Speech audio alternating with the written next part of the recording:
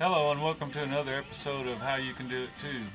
In this episode I'm going to be attempting to install a radiator, a brand new one, in a Nissan Frontier pickup truck. It's a 2002 model. The reason why I was going to attempt it myself is because the repair shop wanted to charge me right at about $500, and I was able to order the radiator for less than $100, and it's an exact fit radiator. So, and that being said, everything's supposed to hook up identical to the existing radiator, and you can see, it's got the transmission fittings. Check your radiator out real good when you get it. Make sure there's no, damage done to it before you attempt it. So, well, I'm going to go ahead and attempt it, try to walk you through it as I do it, and we'll see how it goes, and hopefully it works out and it helps you out in the process. Okay, here's the Nissan Frontier radiator that I was discussing. After surveying, checking it all out, because I am not a mechanic by no means, but I try to use a lot of common sense when I'm doing things, and it seems to work out for me so far. So, but what you're going to do is remove the radiator cap, so I can get breathing. And from what I see, it looks like I'm going to have to disconnect all the hoses first. But before you do that, you're going to want to drain the radiator. And let me turn on the light. Oops, a second. Okay, like I said, you're going to want to drain the radiator, and you'll see a little cockpit on the bottom side of the radiator. Let's see if I can get that. You go on, unscrew that, and put a pan under it and catch it and drain the radiator. And with the cap off, it helps it drain a lot easier. And make sure that you take extra caution to what you do. Dispose of the radiator fluid, the antifreeze, in a proper place, because it's a lot of radiator antifreeze is toxic to animals. It'll actually kill them. But okay, then after doing that, when I get it all drained, I'm going to start disconnecting the hoses. You can see there's one down here. That's the transmission line. I'm not sure what that's going to do, but I'm going to have a little pan down here to catch that. See if it's draining out. There's another transmission line right over here. And all I'm going to do is take a pair of pliers, and take them clamps and push it back, and then watch your eyes and everything. Might want to wear eye protection to keep anything from flying in your eyes. But when I get it drained, these hoses off the bottom, I think there's 3 of them in total. I'm going to go back up to the top, and then I'm going to remove this hose. And once I got all the hoses removed, then I'm going to take this bolt out and here, and this bolt right here, because it looks to the reserve thing. We'll move that to the side. Then I'll take this bracket bolt out and this one, and pull this out of this little box down here, move that aside. And with any luck, and also take off your reserve hose that goes in your tank. Move that aside, disconnect it to your fan shroud, from your fan shroud. And I'm hoping that the fan shroud should go up over the fan itself to give me plenty of room to pull the radiator out. Okay, so I'm going to go ahead and do that, and we'll see how it works out. And the fan shroud's actually bolted down right here and right over here, and then I believe the shroud just sits down in these little I don't know what you call them, but we'll call them little brackets right here, but they sit down. I believe it sits down in here. It's not screwed in, so it should just pull up.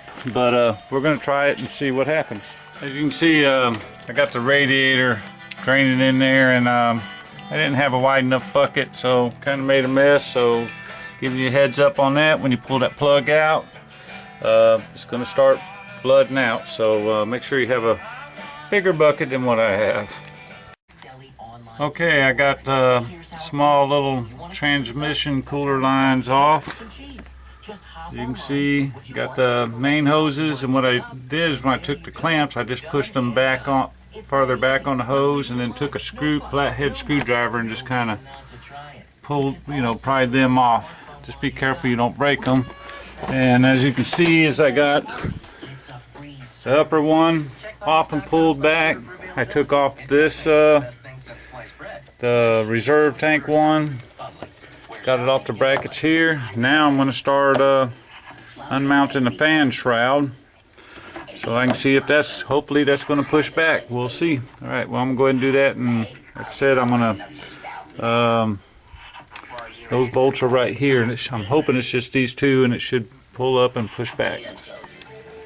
Okay, it does look like it does pull out a little slots and will pull over the fan. So now what I'm going to do is I'm going to remove this bracket right here and this one right here, and hopefully the radiator just comes straight on out. We'll see. Okay, I got the radiator out, and this is something I found out. The fan shroud is only held on with these two screws, and it sits in a little pin there. But what I found out, it wouldn't come out because of the fan in the way. You can see I got everything out, but the fan wouldn't let the whole radiator come out. Well, what I found out, this little thing right here just clamps, just slides in the little groove there. You can see it slides in the groove there, slides in the groove here, and it's got this little notch there. You just need to take that out, pop it off, and then it gives you this little notch in here where it will clear the fan. I probably didn't even have to take it off of here, but I had it off already. So you can try that first, just popping this little thing off, reach down in there and just kind of, it came off pretty easy, and see if the whole unit just slides out. I'm guessing it probably will with the fan shroud on it. But there again, that's why I do this, so you can learn by my mistakes. And so I'm going to start putting the radiator in reverse. I'm going to go ahead and put the fan shroud on the new radiator, and I'm going to go ahead and fasten it on there, and just to see if it will slide in fast, and if not, then I'll just put it back in the same way. Alright, well, that's what I'm going to do next. Okay, I'm back. On second thought, I'm going to try putting the radiator in without this, because I believe this will slide over with the radiator in and go over the fan, and that way it exposes the hoses and transmission cooler lines all right there, and I can hook them up and then slide that in. That's the method I'm going to try, and we'll see how it works. All trial and error. Okay, I'm going to show you on the new radiator. See those little pins right there, right next to the transmission cooling lines and the bottom water hose? Those are going to go right in to, let me turn on the light.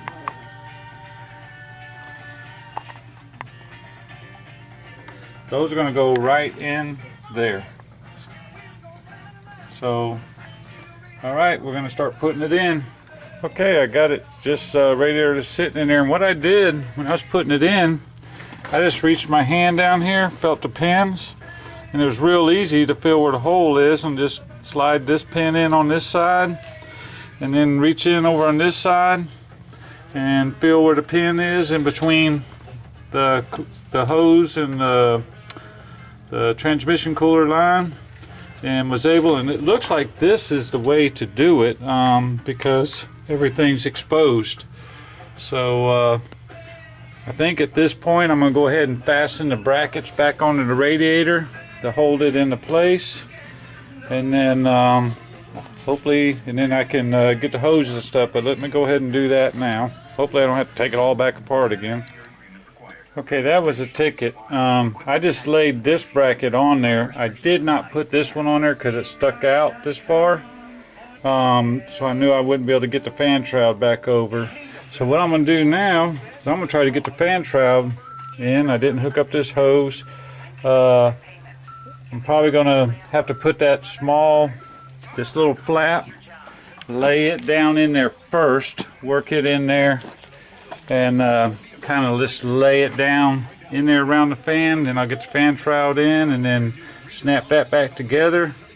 And the fan shroud will pop into those little pins right there. I don't know if you can see. Should pop right in that little place right there. And on this side over here. And when you're doing this, be very, very careful of these fins because they are very delicate and you don't want to be smashing them in. Alright, so let's see what happens. Okay, I just want to show you this. See, I laid the little fan shroud piece that came off down in there under the fan, kind of got it pushed back up in there. So now I'm going to try just sliding the fan shroud over and see how it goes. Okay, that was the ticket how to do it, because I was able to slide this in real easy. And make sure you crawl underneath and check your pins of your shroud. Make sure they're in the little slots and holes that they go into, and then snap that little ring back in. Make sure it's in the bottom slot. Now, I believe I can start putting the brackets on. Get this other hose up, and we are about there. Okay, I got it all in. Got the brackets back on. The hose is on the top. The reservoir hose just snaps all back in. Got it all tightened down.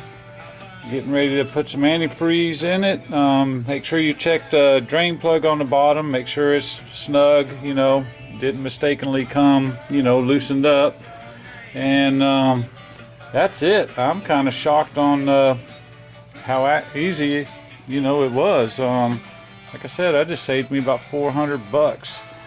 I am going to have to check the transmission fluid, but none came out, but I'm sure there's some in the lines, but I didn't see hardly any coming out. But I'm still going to check it, when it gets warm, and check the transmission fluid level.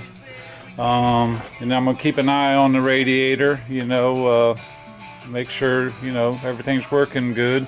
The reason why I had to place this one is because it's bottom seal, or not bottom seal, but this upper seal around here was leaking. And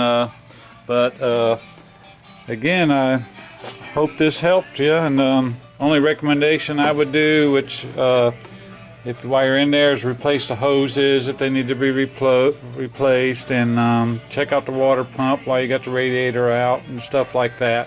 But this is how to do the radiator, and came out pretty cool. So hope this has helped you, and have a good day.